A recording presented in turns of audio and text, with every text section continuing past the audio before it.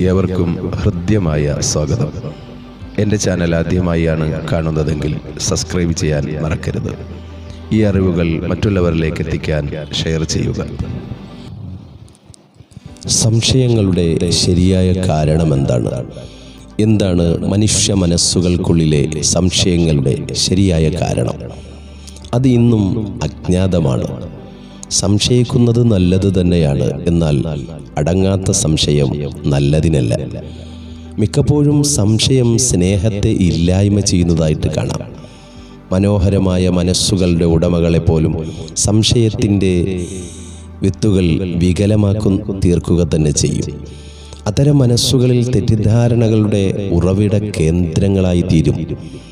ഒരിക്കൽ സംശയത്തിൻ്റെ മുള പൊട്ടിയാൽ പിന്നെ സംശയത്തിൻ്റെ നിഴൽ നമ്മുടെ സന്തത സഹചാരിയായി മാറുന്നതായി കാണാം.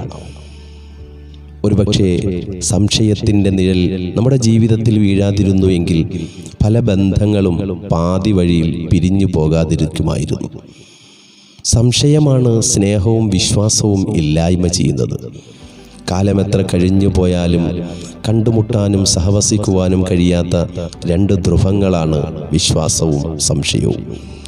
ജീവിതത്തിലെ ഏറ്റവും വലിയ വിജയമെന്നത് പരസ്പര വിശ്വാസം തന്നെയാണ്.